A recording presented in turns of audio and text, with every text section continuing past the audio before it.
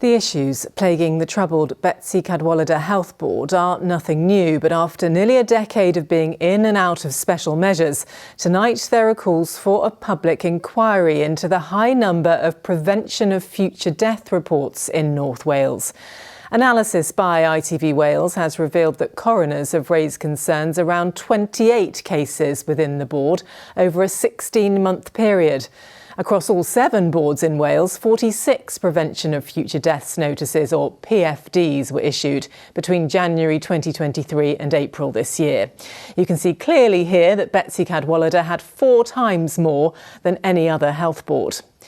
We'll be asking why and hearing from the families affected, some saying this is the tip of the iceberg. Our North Wales reporter Joanne Gallagher has been investigating this and is live outside Wrexham Mylor Hospital for us tonight.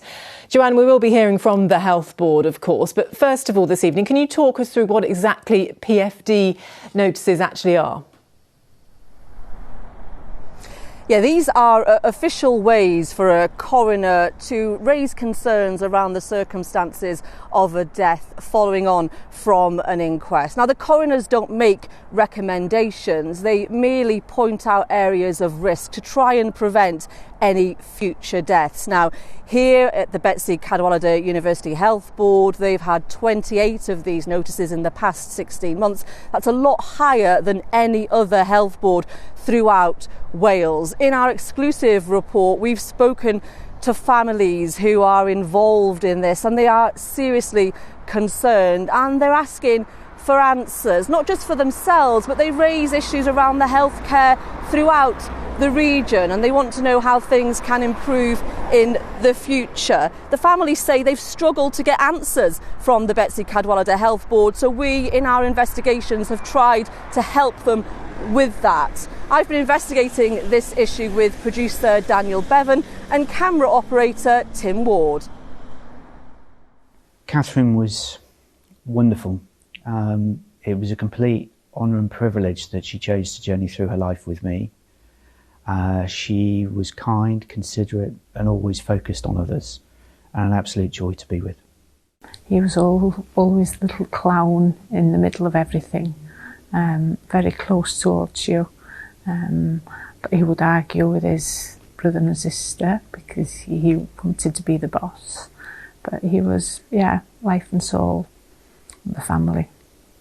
Catherine and Tom's deaths could have been avoided, according to North Wales coroners. Since the beginning of 2023, 28 prevention of future death notices have been issued to Betsi Cadwaladr University Health Board. To see Catherine amongst so many other people who've lost their lives, and those lives were those deaths were wholly avoidable, it is truly shocking. It's completely alarming. When I heard about how many, I just thought, that's unbelievable. That's more than 2 persons per month that the trust has let down.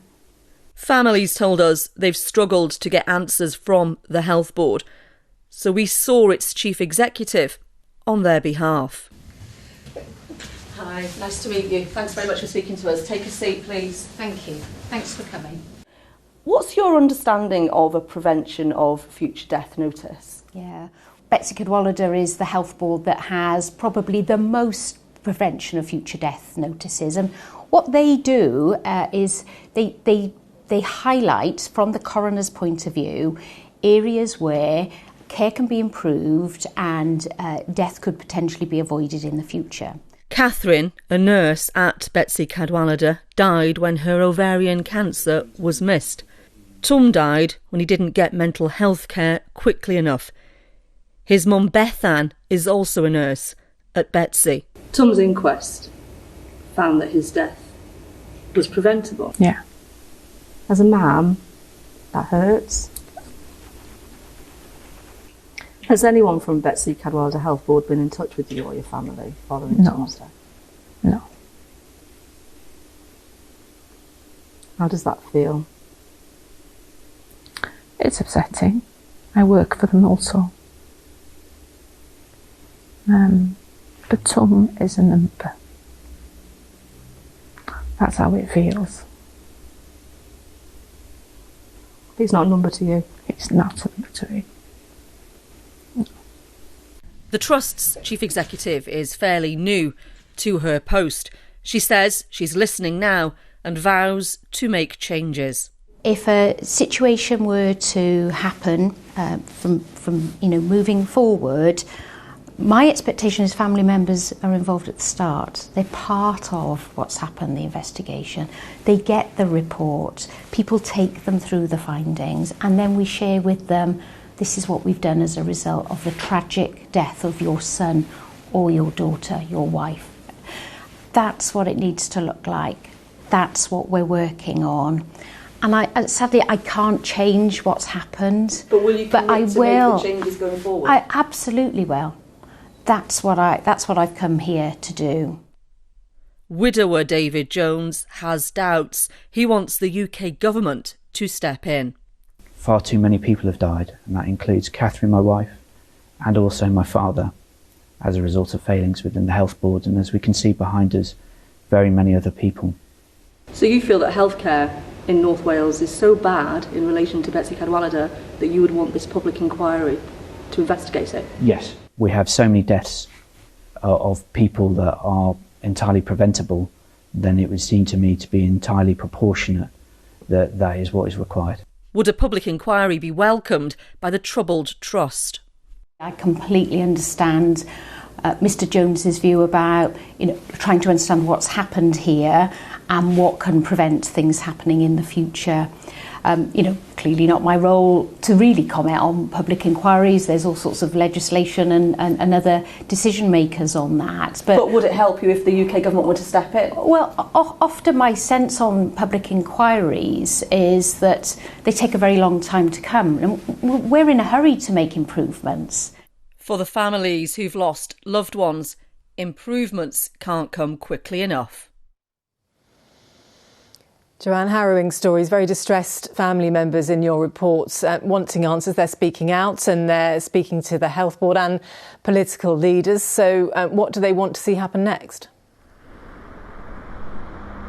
I think they spoke to us at ITV Wales, Andrew, because they did want some answers. They wanted to know that there would be changes following on from the deaths of their loved ones, because they were struggling to find out what was going to happen going forward. When one of these prevention of future death notices is handed out, in this case to Betsi Cadwaladr, they have 56 days to say what changes are going to be implemented. And for David, who you heard from in our report, whose wife Catherine died, and Tum's mum Bethan, they really struggled to find out what would happen in the future. So that's why they were happy to speak to us, and we spent a lot of time with them last week talking. It was very distressing to hear just how upset they were. David Jones, Catherine's widower, has spent a substantial amount of money to try and make changes, to try and make the healthcare here better for everybody in North Wales. He has, of course, called for that public inquiry. Well, Eluned Morgan is the